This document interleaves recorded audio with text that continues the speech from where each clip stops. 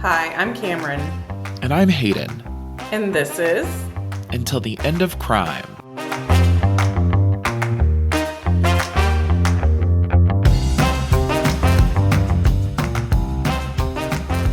All right, Hayden. I want to know what your thoughts are on the phrase, a crime of passion. Ooh, a crime of passion. Like stealing a romance paperback from a store shelf. Take a moment to think about that joke a little bit more. Stealing a romance paperback off a shelf. Crime of passion. I mean, it tracks for me. Okay. I raided the tropical fruit section at H-E-B without paying, and I went home with a passion fruit. No, when I think crime of passion, I really think of the musical Chicago. He had it coming. Yeah, Pop Squish Cicero. I think of typically a partner, a romantic partner, feeling a great sense of betrayal from their partner. And then in the heat of the moment, that moment of passion, they then turn around and grievously harm or kill the partner they feel has betrayed them. I also think when I think crime of passion, if a female is the perpetrator, I think, ooh, interesting. He had it coming. But if it's a male perpetrator, he's gross. He's an abuser. He's a terrible human being. Okay, that's fair. I like that you said the part about you're a piece of shit, or maybe I'm paraphrasing what you said, but when you were saying that if it's a male perpetrator was your qualifier. I don't think I like the phrase crime of passion at all. I think it, to some degree, excuses the behavior. It absolutely does. Yeah, and it's like a justified crime. Right. I mean, isn't that basically like the gay panic defense, is that it was a crime of passion because, oh my gosh, somebody might think that I'm not heterosexual? Maybe. I definitely think there's similarities. I mean, one is fueled by homophobia and the other by typically a sense of betrayal. I think motivation matters. But there's still passion. Sure. I don't think that people consider gay panic defenses as acts or crimes of passion. But I do see their similarities. I'm hesitant to classify them as the same, but I understand that thought process. I don't give crime of passion much of a classification anyway, because I think that that's stupid. But I'm just saying, I feel like I have heard somebody who used like the gay panic defense, which I can't believe was allowed in a courtroom ever, but here we are. I feel like I've heard it described as a crime of passion. Like they have been conflated, at least in something that I have listened to before. Let's say that me or Marilyn or your sister committed a crime of passion. If one of us committed a crime of passion, we killed our spouse. I would never, but I can't speak to your sister and Marilyn. But if one of us somehow ended up committing a crime of passion, would you co-sign that as our defense? Would you support us? What would you do? And let me preface by saying, if you commit a crime of passion, I'm there. I'm in the back seat and I'm saying, yes, bitch, I'm here for you. Now, if it's beforehand, I'm going to say you shouldn't kill anybody. But if it's done? Well, if it's beforehand, that would be premeditated, which then undermines the entire... crime of passion. Yeah, it's not a crime of passion. I'm there. I'm witnessing it as it happens. You are like... thrown into a fit of rage and you kill that fucker, or you're about to. I don't think that I would buy that it was a crime of passion. And what? I don't say that lightly. I know all of you. You can really see me in a situation where I get so ratcheted up to the point where I'm like, murder. You know, to be fair, you activate really differently. I think that in certain situations where you might feel that way, I think that your response, your reactivity is more focused on self-removal, self-isolation. Shutting down. Yeah, I hate to use that phrase, but yeah, it just feels mean. But to me... I do. I turn inward. You do. That's true. I get more reactive in terms of you're going to get more of my emotion. You're going to hear how I feel. That's the testosterone, I suppose. Yeah, just brimming. But, and I mean, I don't know. I kind of know Marilyn. I have met your sister. Your sister doesn't strike me as someone who would go into a fit of violent rage. But I don't know. I don't know. That's fair. We don't know about anybody because oftentimes people are surprised by the acts that are committed by somebody that they know. Right. It's a crime of passion. That's the whole thing. That is the whole thing. It makes you act in a way you otherwise wouldn't, which still, we have not answered the question. If one of us commits a crime of passion, what are you doing? I don't know that I would show up and be like, this was a crime Are of you helping passion. bury the body? Oh. Are you Wow, you want me to talk about this on a recorded line? are you rolling deep with your best friends and sister? Okay, this is actually, I've thought about this before, and I don't know if you're gonna like my answer, but I've thought about it before. You're gonna hate my answer. Yeah, if you called me and you were like, I accidentally killed somebody, or I intentionally killed somebody, either way, the first call we're making is to an attorney, and the second thing we're doing is going and reporting it. I can't see a situation in which you sat around and planned to take someone's life to the point where you're going to want to try to get away with it. So I would never, first off, you're right. I would never premeditate a murder. That's absolutely 100% true. I think that behavior under certain circumstances becomes so unpredictable, so unwieldy, so outside of the normative response that a person would typically produce. I do think that crimes of passion are possible. I think they occur. I think they happen. I think that for people that are particularly more volatile, that's probably closer to being a potential reality than for people like you and I, who, even though I do get reactive, I've never gotten physical in my entire life. I've never been like, I'm going to fuck you up. Right. I'm just mean to you. And so I think, and I'm not even really that. I just get like, I don't know what this is about. I don't know why you're making things difficult for me.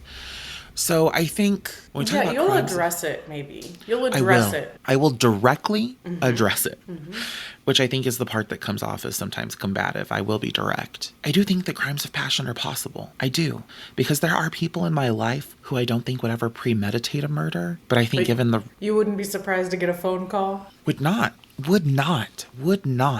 And I asked you a really hard question because, I mean, depending on who called me, I don't know how I would answer. Yeah. Like, if it was my sister and she called me and said that she had done something terrible, I don't know how I'm responding. I would love to say that I'm going to do the right, ethical, legal thing. And I think I would, but I don't know. Like, I don't know. Yeah. I really, like, I just... That is so hard. That's so complicated. I don't want to see my sister in prison. I don't want to see her. Also, you guys, I know that you don't know my sister, but she would not kill somebody. But that's tough. That's really hard. I don't know. I hope your case today is a crime of passion because we've spent a lot of time talking about it. You certainly have.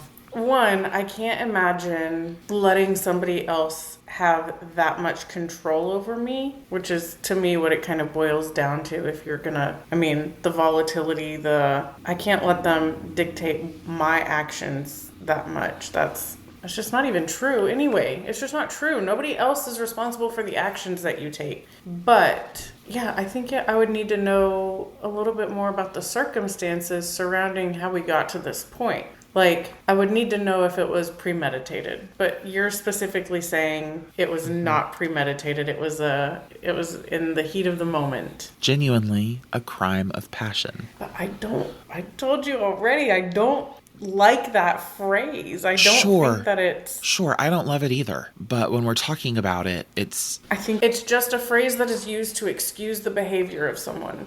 But do you deny that some people do lose control of themselves? Well, I couldn't deny that because that's just a fact of the matter. So that's kind of what I'm saying, right? Like, if it's a true crime of passion... It's not a crime of passion. It's just them not being able to regulate their own emotions. Them not being able to control themselves. Right, but that dysregulation was sparked by something. I don't know, 6 of these, half a dozen of another, right? Like, regardless of what language we use. Mm-hmm. Yes. I think the reason that I'm struggling with it is because I'm such a measured person that I can't excuse somebody else not being measured, not having control of their reactions. But you know not everyone is like you. No, I know. Oh my God, it would be a terrible place. It would be so boring. That was just me being a stupid bitch. I know know that you know that. The economy would come to a complete halt. I hardly leave my own dwelling. We are in Austin, Texas in the late 70s, early 80s at a nightclub that used to be called Chip and Dale's. Chip Rescue Rangers? And that is if we're to believe the person who responded to a thread about the place on a post in the Facebook group called Austin Memories. This case is already starting out weird, but I'm into it. No. Wait, but really, like, is there any... Wow, my ADHD is wild today. But Chip and Dale's, not Chippendales. Chip and Dale's. It was written out as one word, but again, it was a comment in a Facebook group, so I'm not counting off points for spelling, and I'm not putting a lot of stock in the spelling. But it was one word, but it wasn't spelled the same as Chippendales in Las Vegas, which, fun fact, I just was watching The Secret Lives of Mormon Wives, the episode where they go to Chippendales and all hell breaks loose. Anyway. Sorry, I didn't know what to say for that. Okay, so by the late 70s, early 80s, at least by the early 80s, the nightclub, which is managed by Stephen Payne, is called the Okey Dokey. And that is a great name for a club. Okey the Okey Dokey? Meet me at the Okey Dokey. Yeah, I'll meet you there. Texas vibes. According to other contributors on that same Facebook group thread, it was a place full of good times, which could be due, in part, to it being the home of the $2 drink and drown. Mm-hmm. Which, if you're unfamiliar, was an hour every evening where you could pay $2 and get unlimited drinks. Oh, shit. Okay. Or maybe you wanted to go there for one of their contests. Keeping heteronormativity alive and well, men could enter taco eating contests. Like tacos. Like tacos. Okay. And what would the patriarchy be if it weren't for the banana deep-throating competitions that women could participate in? Honestly, I know that you're trying to paint this as a place that's disgusting, but the more I hear about it, the more I'm like, let's go see let's go see what it's about. I just hate that the guys get to actually eat delicious tacos and the women have to deep throat bananas. That's not fair. Are they still unpeeled or are they peeled bananas? Unpeeled is crazy. Nature's dental dam. Like, what the fuck are we talking about? An unpeeled banana? Still safe for later? If the thing is to deep throat it, I mean, peeling it, it would just fall apart, wouldn't it? In your mouth? Banana skin is tough. I'm talking about a peeled banana. Oh, you think you would choke on it? I think it would become a choking hazard, that it would fall apart. Okay. You know what? I don't feel comfortable exploring this further. All right. We're gonna just keep it going. But just going in there for a jaunt, you could have expected to find pool tables, a lighted dance floor, and of course, drink specials. It was, I imagine, a really fun local watering hole for Austinites in the 70s and 80s, possibly beyond. Who knows? Thanks to the band Okey Dokey, I'll never really know the fate of that fun nightclub. There's a band called Okey Dokey? Yes, and I couldn't find anything about the Austin nightclub because the only thing that would come up on the results was about the band Okey Dokey. Do they have any hits? How much time do you think I invested in this band that I was annoyed with? Well, it sounds like you came across it several times. I think they did a show in Austin, and so then that was really the end of it. I couldn't find anything. Interesting. So you weren't really able to find anything online about the actual club Okey Dokey? Except on that Austin Memories Facebook thread. That's so wild. Mm-hmm. You need to infiltrate a boomer Austin Facebook group and just post in there. Both of my parents could join that. Exactly, that's my point. And then go in and be like, hey, anyone else remember the Okey Dokey? That's what the post was. That's right. What the thread already was. Right, but I need more info. You need to ask targeted questions. I felt like they gave some pretty targeted information in the answers. Okay, well, let you continue. Okay. Sorry, Stephanie. Please, just let me tell the story. So it's Saturday, March 7th, 1981, and a beer delivery driver shows up, presumably to deliver beer after the week of $2 drink and drown. That hits so different now that I work in recovery. Like knowing there was a $2 drink and drown and that it was unlimited drinks for an hour. Like surely someone got alcohol poisoning. It's gonna also hit different once I get further on in this case. But yeah, it's definitely dangerous. I mean, what were the drink prices in the 70s and 80s to begin with? I don't know. $2 might not have even been a steal. That might have been like big money for unlimited drinks. Yeah. So the beer delivery driver shows up, and what they find is that the 26-year-old bookkeeper of the nightclub, Carol Kissman Rosenbaum, was dead on the floor of the kitchen. Again, revisiting the Austin Memories thread about the Okey Dokey nightclub, a woman within the last few months wrote on there that her boyfriend's mom used to work there, but when she went into work that day, she learned of Carol's murder and never returned. Smart of her boyfriend's mom. It was soon determined that Carol had been counting the revenue for the night and accounting for the night's receipts before she was forcibly drowned in a mop bucket in the early morning hours of March 7th. Drowned in a mop bucket? Mm-hmm. And I would like to point out how tragically ironic the $2 drink and drown is. And I am really, really hoping that that was the name of the special and it wasn't some terrible retroactive nickname that former patrons gave it.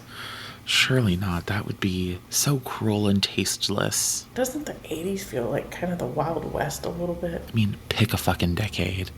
2025 is also like pretty wild. Literal lawlessness. Yeah. So my mom actually mentioned this case to me, so I'm going to return to some of the information she shared with me, and it was that the police did not really know where to turn initially. They did not know who would have been responsible for the death of Carol after what I can only assume was a long night of work for her. Let me take a moment to tell you a little bit more about Carol. On May 25th, 1954, Richard and Ellen Kissman welcomed two baby girls into the world. One of them was Carol, and I was not able to find the name of her twin sister, but in that same Austin Memories thread, a former classmate of the women wrote that Carol and her twin looked identical.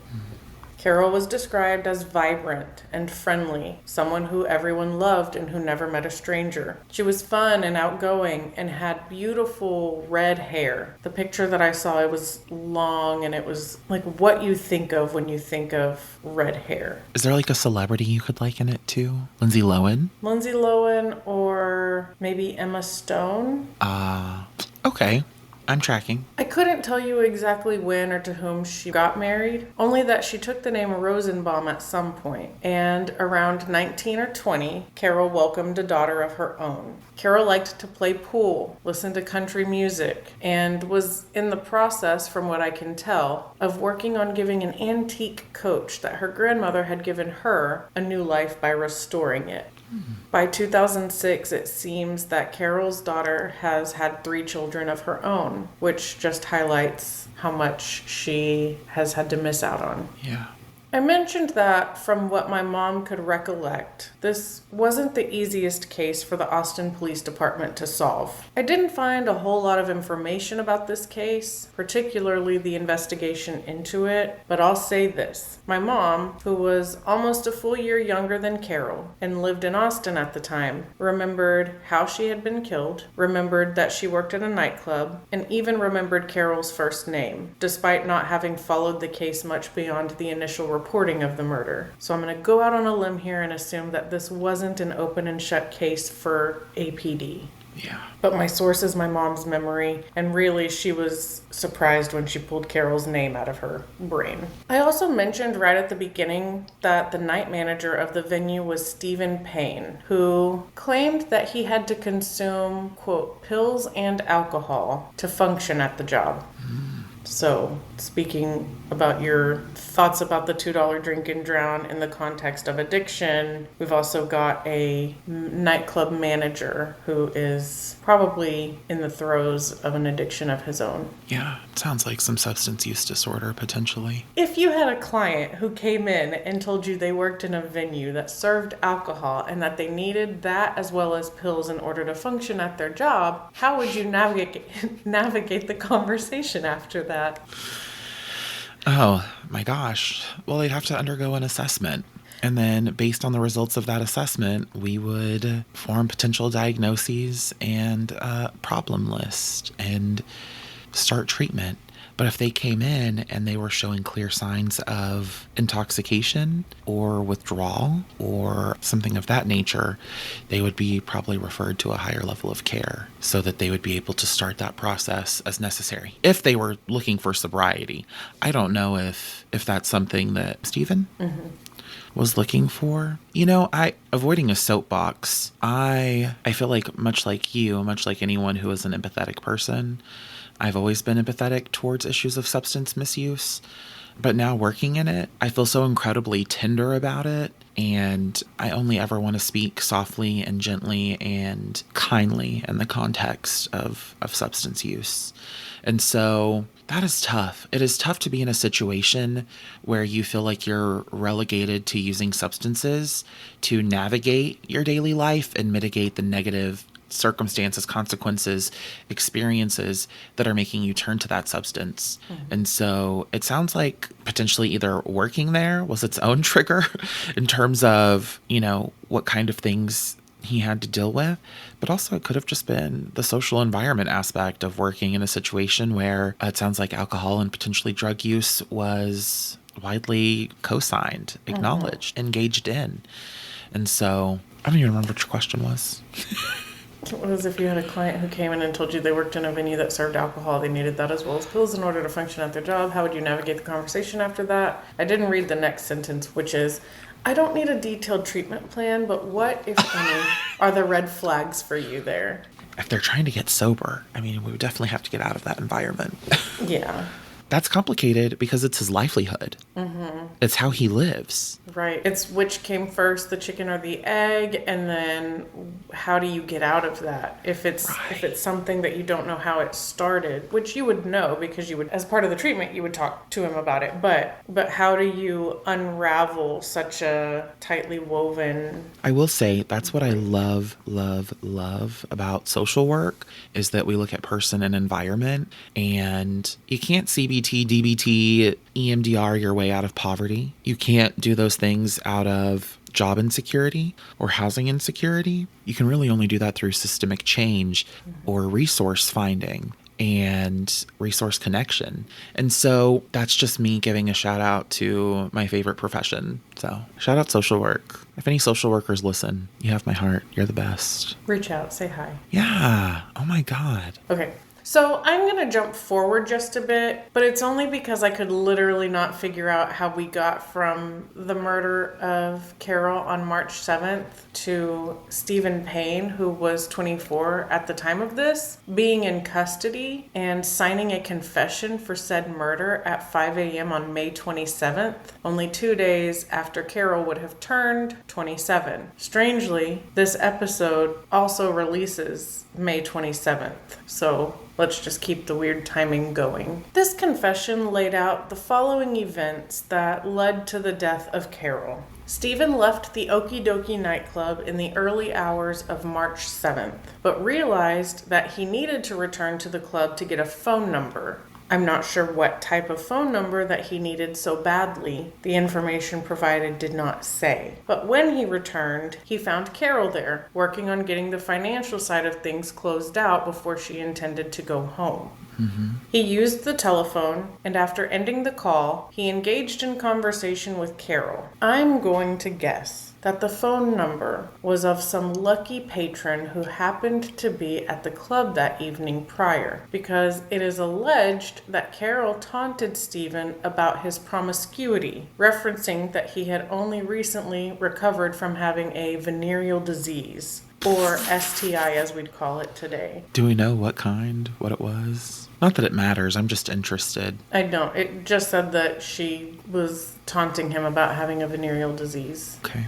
This exchange resulted in an argument that turned into a shouting match, apparently. Let's not forget that Stephen Surely has this didn't alleged. lead to the drowning. Let's not forget that Stephen has alleged that he had to take pills and alcohol to cope with his job. Mm-hmm. So let's just go ahead and assume that he was not in the right headspace if this single side of a story is to be believed. It's interesting to me that Carol and Stephen had apparently a close enough dynamic that he would have shared with her that he had had an STI, but then would get so upset at her giving him a hard time about it, which is what I'm kind of imagining, that it's more of a co-workers turned friends dynamic and that she was just joking around with him about his choices. Mm-hmm. Or she was reminding him to be responsible and to not go spreading STIs to other unsuspecting partners if his situation had not been cleared up yet. Or alternately, they weren't friends at all, but contentious coworkers, and she not only knew how to incite Stephen, but she was also armed with personal information with which she could poke the bear. Is a third option possible, where they were also having some kind of romantic affair? I guess it is possible. I think it would surprise me. I mean, remember, I don't know anything about her husband, but she is married at the time. I mean, anything is possible. We don't know. Anything is possible. We know his side of the story. So for me, and I don't know if he tries to, and of course we haven't finished the case, but when we talk about your question at the beginning about crime of passion, I think of crimes of passion being committed against people that we have really close relationships to, not someone that's just a friend or someone that we have a contentious relationship with. Mm-hmm. And so I think that's either which way, either of those situations that you described, those relationship descriptors, feel mismatched to a crime of passion to me. Mm-hmm. I mean, I'm not saying anything is a crime of passion. Okay. I'm holding steady. I hate the phrase. Yeah. Yeah. So back to the screaming match, where both Carol and Stephen are slinging vitriolic insults at one another before Carol allegedly tried to slap Stephen. She barely made contact with his face, only grazing it, but that was enough to escalate his behavior. Now, all of a sudden, he had handcuffs that he used to restrain her after the pair struggled for a bit. Where the fuck did he get handcuffs? It's a really great question. I'm glad that you've asked. I don't know the answer, but I am glad that you asked it. I am. I can't. What time of the night is this? After the club's closed? Mm-hmm. And he just has handcuffs on him? Are they in the club? I'm wondering if maybe if there are handcuffs, which I think that there are genuine questions about that being the case. But if there are handcuffs, I'm wondering if that's maybe something that they have on hand for when maybe patrons get really rowdy after the $2 drink and drown, which I hate saying now that she was drowned. It's certainly less fun. It doesn't sound like a cute collegiate place to go get fucked up when you know that she was drowned in a mop bucket. Not that it was ever collegiate, but that's just a special, like a $2 drink and drown. Yeah, the handcuffs is kind of a weird touch. I thought so too. And then do we know like what time of night this happened or what time of early morning? So I'm gonna guess, and I don't know if they changed the laws about this, but I'm gonna guess that bars stayed open until 2 o'clock still at that time in Texas. So my best guess would be, 2:30, 3? Okay. Imagine. The handcuffs is really throwing me. Yeah. It threw me too. That's why I included it. Well, thank you. I'm glad you did. So, frustrated by being restrained, Carol allegedly continued to attack Stephen verbally, and he forced her into the kitchen, where she was able to elude his grasp for a bit, according to the confession, all while hurling threats at him. Apparently, she said that she was going to have someone whoop his ass or kill him. All the while, she was running from Stephen and slipped, falling down and hitting her chin. This caused her to stay down for a while, crying. At this point, although I don't know when Stephen left the kitchen that he had just brought Carol to, he returned to the kitchen and noticed the mop bucket. An idea dawned on him that he could use that mop bucket to force Carol to take back everything she had said to him and make her sorry for saying any of it. Oh, Jesus. Much like how she allegedly said that she was going to make him sorry that he had ever been born,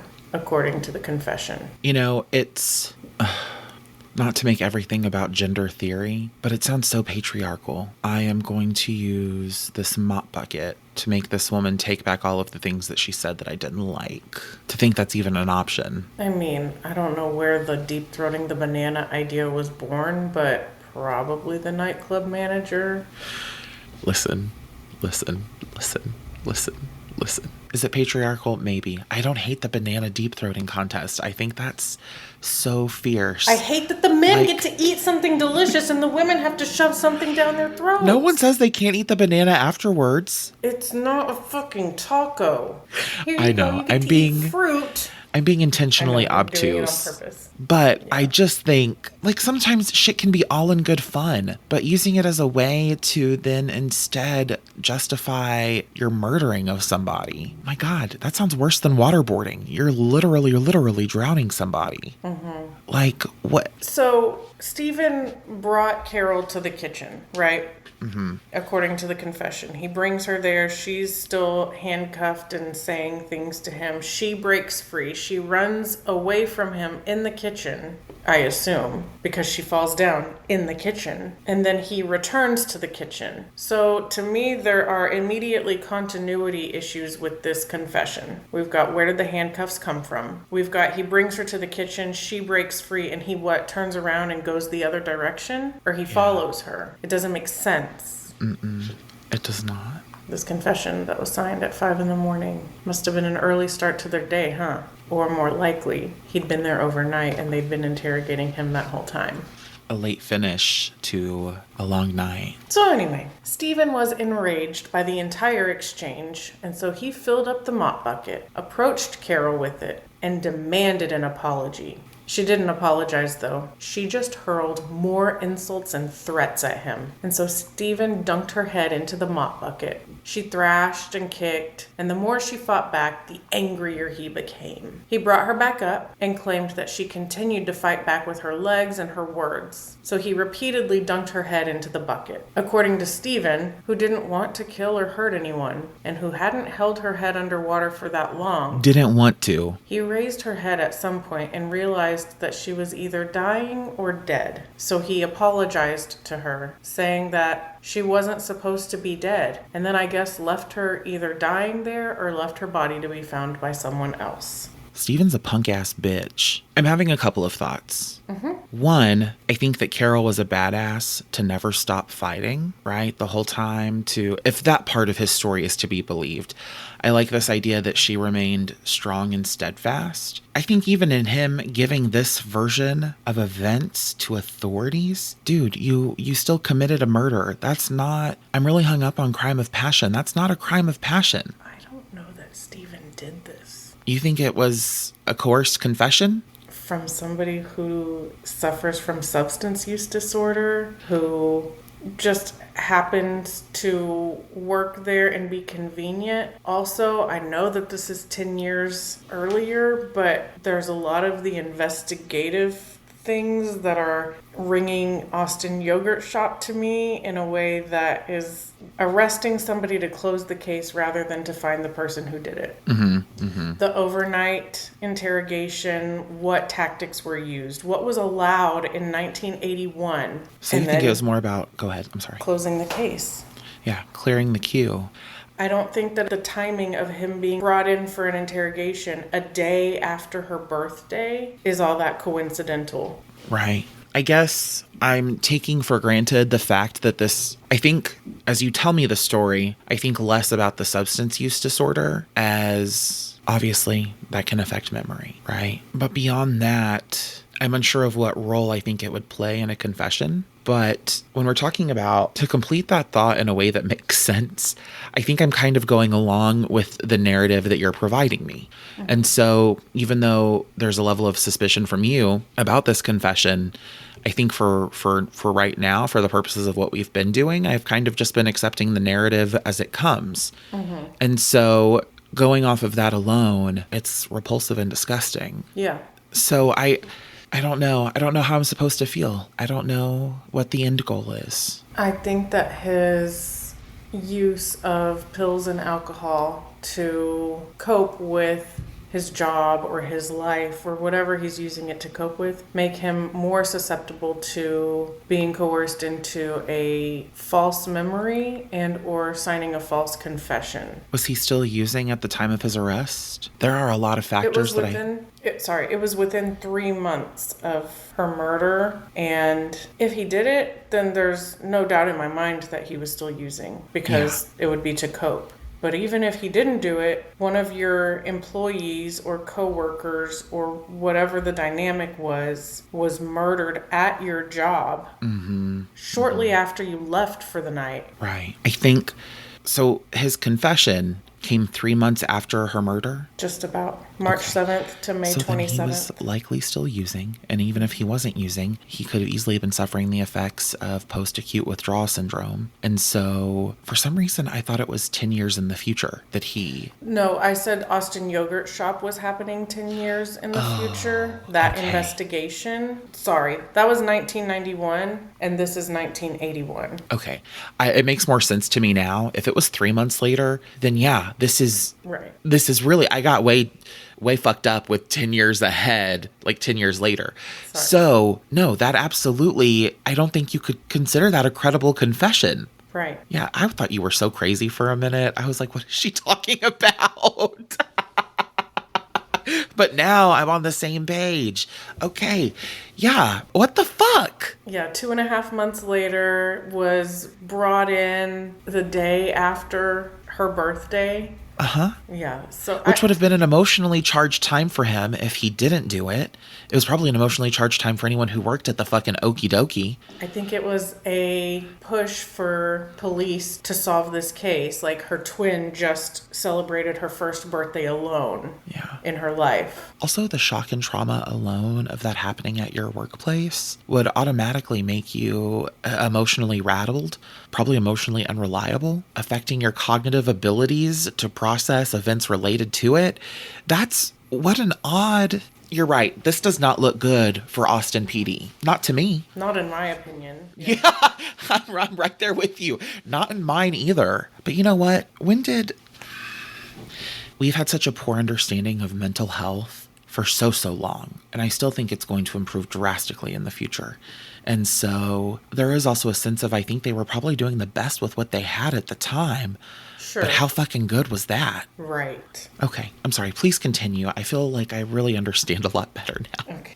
And I do actually get into that, but I've been kind of breadcrumbing some of the discrepancies and the things that would make him more vulnerable to a prolonged interrogation. I mean, did they keep him in there so long and he didn't have access to any substances, and so then he was going Active through withdrawal. Mm-hmm. Yeah. Oof. Had he hit the substances hard already immediately before being brought in? I mean, how could we know? So It sounds like there is no accountants of the deleterious effects of potential withdrawal.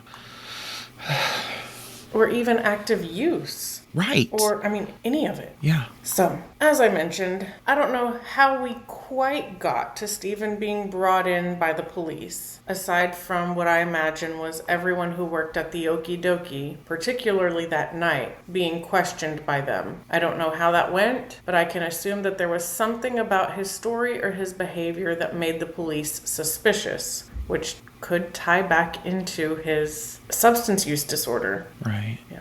In a newspaper clipping, of which I could only find part 1 of 2, Stephen later alleged that he signed the confession under duress. According to Stephen and his older sister, and both of his parents, he was home around the time that Carol would have been killed, which is probably a pretty questionable alibi, as is, for a nightclub manager. I imagine he doesn't get out of work before 2:30 a.m. at the earliest, if the nightclub is open until 2. Are his parents and sister eagerly awaiting his return? Right.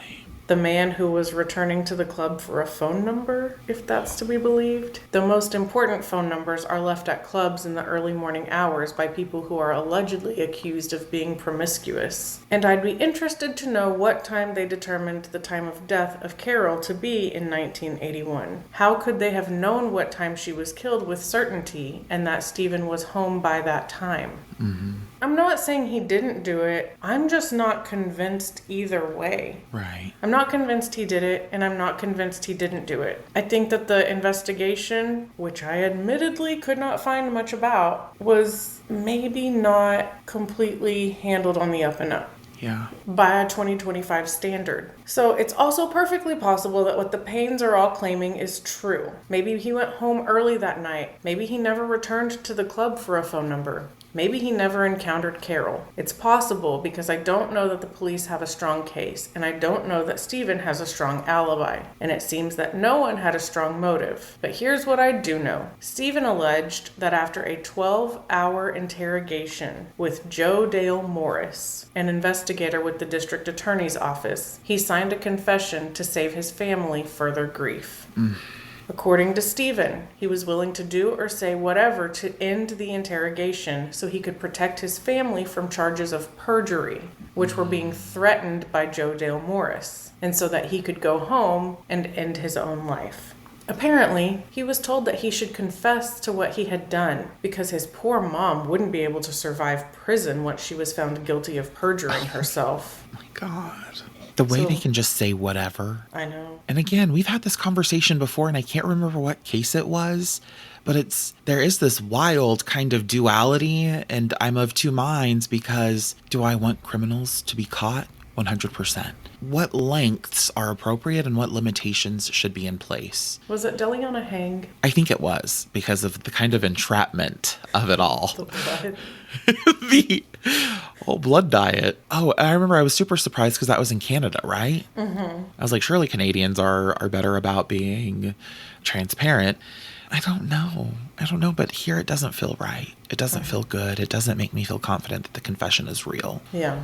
It does just the opposite, which I think is your point. Yeah. So like I said, and I haven't covered the case yet, and I probably will at some point, but this is giving me some Austin Yogurt Shop investigation, or rather interrogation vibes. This is the longest running tease of a case. That's a case that my mom is even more connected to than this one, but that is a case for another day and another episode. Your mom's situationship. She was dating him. With the Pope. Escándalo.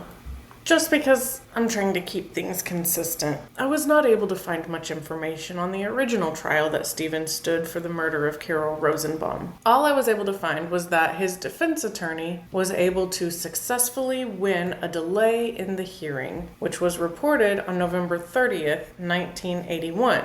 Because David Spencer, Stephen's attorney, stood before the judge and stated, "I am an alcoholic," alleging that he was incapable of providing Stephen effective counsel. Okay. Stephen's not catching any breaks either. Yeah. So as I mentioned, this did work. The trial delay was granted, and Stephen was ultimately found guilty whenever the trial did end up moving forward. And I know this because I was able to find a trial in the appellate court that was held on March 28th, 1984. This is an unhinged paragraph considering how much we've derailed all episode, but it starts unrelated to anything. Yeah, we need the primer.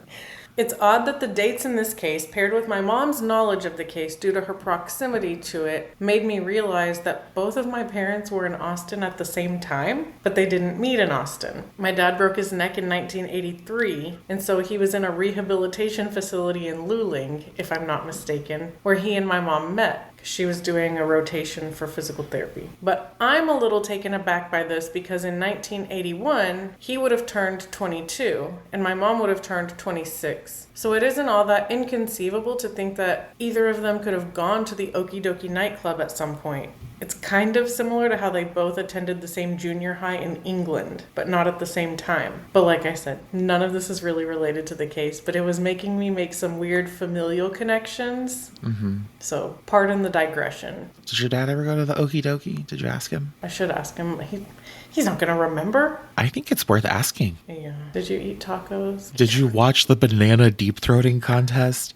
Were they allowed to eat the bananas after, peeled or unpeeled? Oh, that would have answered the question. Back to the appellate court. So Stephen Glenn Payne was found guilty of murder by a jury who sentenced him to 10 years in prison. He had submitted a request to have the charges changed from murder to involuntary manslaughter, voluntary manslaughter, and criminally negligent homicide, which was denied, and which became the basis of his appeal. During the appeals trial, Stephen again alleged that he was at home when Carol was killed, and that he signed the confession simply to end the interrogation and the hounding of him about how his family was going to be dragged through the mud if he didn't accept responsibility for killing Carol.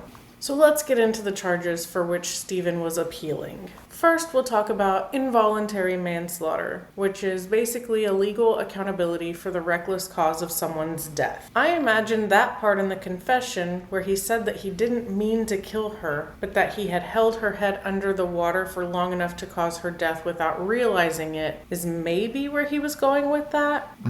Voluntary manslaughter is basically defined as the crime of passion defense we hear about too often in the true crime realm, which makes me think of the several times that he stated in the confession that she had just made him so angry, he was filled with rage, and so on. Finally, criminally negligent homicide, which is where someone is acting criminally, and due to their negligence during the criminal act, someone else was killed.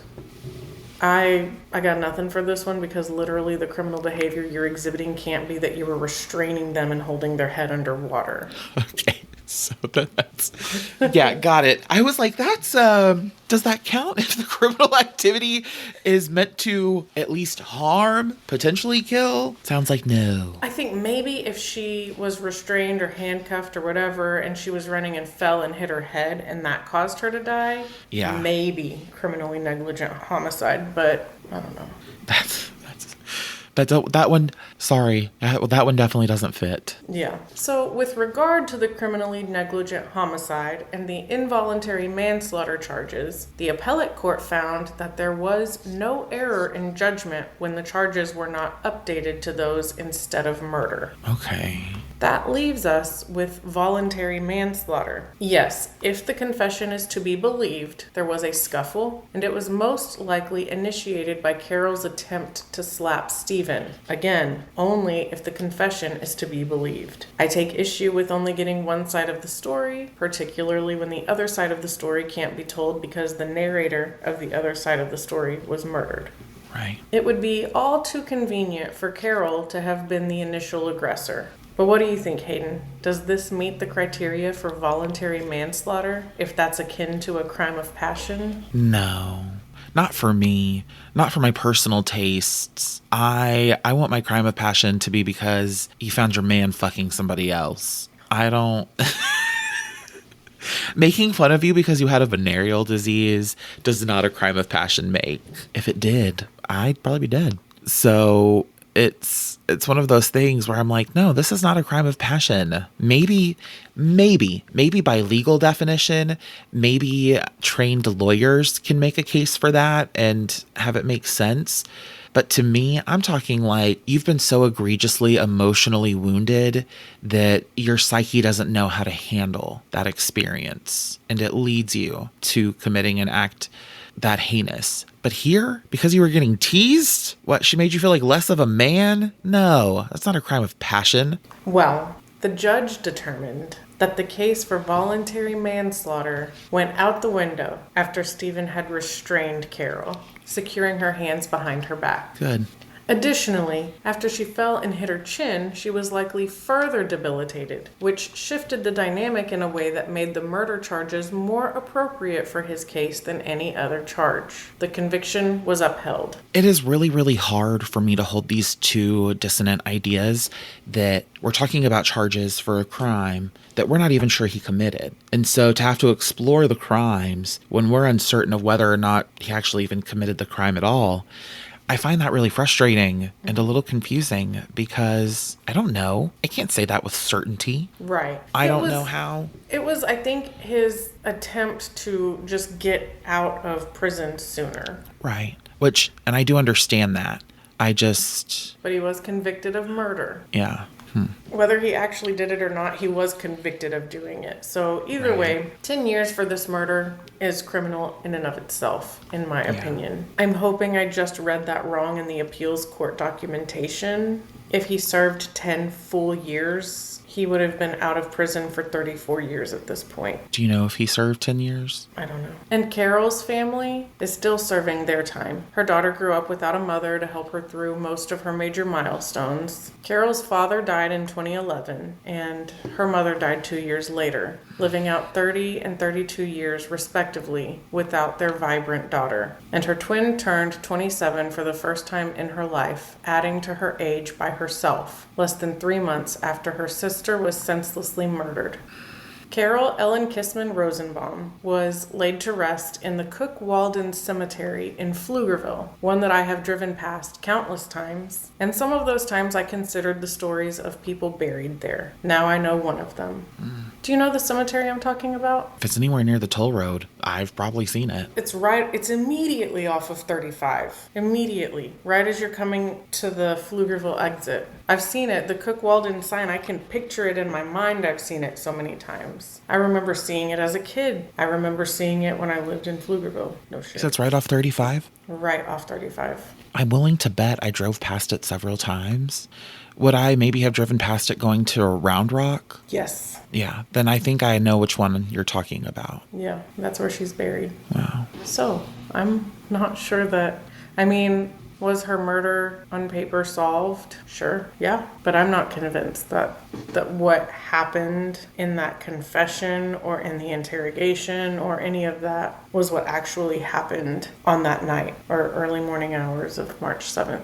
It feels like there's a lot of possible permutations of that confession that would be more believable than the confession. I think it's possible that Stephen killed Carol. Would they have gone through all of the rigmarole? Did her autopsy confirm that? Did it show signs of physical trauma? Did we see instances where, if she was struggling that hard and she was handcuffs, I assume we would have had bruising around the wrist. I assume that there might have been bruising on the knees. Mm-hmm. Yeah, bruising on her chin. All of these different things that, if they're true, in the confession could have been corroborated by an autopsy. If they're true, or if she did have those marks, then that's information that could have been fed to somebody during an interrogation. That's also true. And so... I wish I knew more how we got from her murder to him being in custody 2.5 months later. Yeah.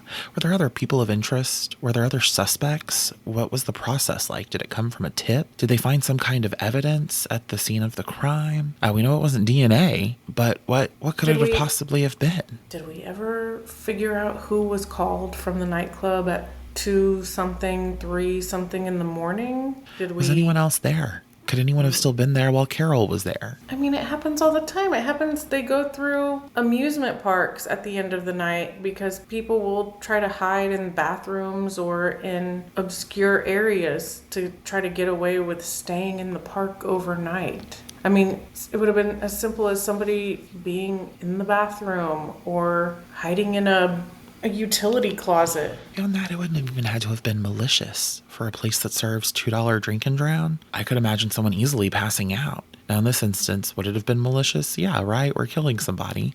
Yeah. But it wouldn't have even had to have been pre-planned for them to still be in that bar beyond closing time. And it might not, depending on the person, depending on the alcohol that they were drinking, depending on how much they had, it might not have been more than her saying, hey, we're closed, you need to leave. Right. That could have incited them. Yeah. And I mean, I don't have a chronology of drug use in the United States in my brain, but when I think about what kind of drugs were popular in the early 80s, what kind of cross substance use could have been occurring that might have created... I mean, it's not a far reach to think that cocaine would have been present. Right. And that can double, triple, have all kinds of impacts on the effect of the substance itself. And so it makes me really curious... $2 drink and drown, deep throating contest, taco eating contest. What was the demographic of the Okey Dokey? Who was there? What people frequented that bar? I don't imagine it was upscale. Now, that's not to say it couldn't have been, but I just, Was it a rough crowd? Would it have been I'm patroned gonna by say- people who had been through I'm going to previous? say confidently that it is not an upscale venue.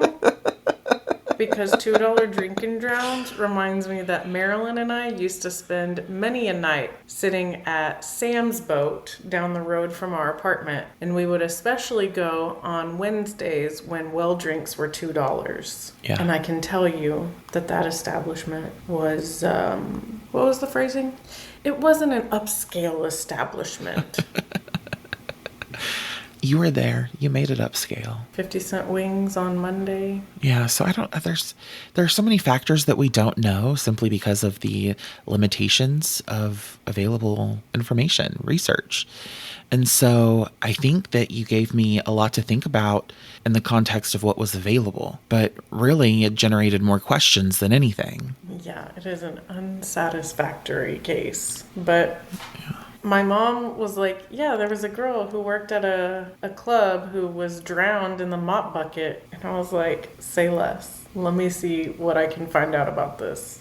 All right, besties, we did briefly mention somebody wanting to take their own life. So just a reminder that if you are suffering a mental health crisis or are experiencing suicidal ideation, you can call 988. And then also lovely Rebecca, who we love so much, who is our #1 fan, reached out to say that since the US defunded the LGBTQIA hotline, Canada has a toll-free number that their southern neighbors are welcome to use, and that is at 1-877-330-6366. And for anyone who might be experiencing issues or questions or problems related to substance use, you can contact 1-800-487-4889, which is the Substance Abuse and Mental Health Services Administration of the United States, or what we refer to as SAMHSA,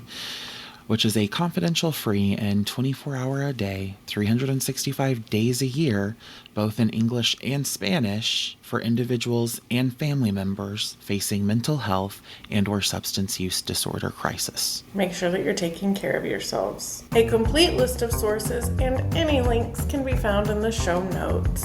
And that's all we've got for this episode. If you enjoyed listening and want to hear more, subscribe, give a 5-star rating, and leave a positive review. Recommend us to a friend, and if you're able and willing to help us produce this podcast, sign up for our Patreon. For just $2 a month, you can join our supportive bestie tier on Patreon. The link can be found in the show notes. Make sure you're following us at End of Crime Pod on Instagram. Our email address is endofcrimepod@gmail.com, so feel free to reach out with questions or episode suggestions. Thank you for listening. Until the next crime.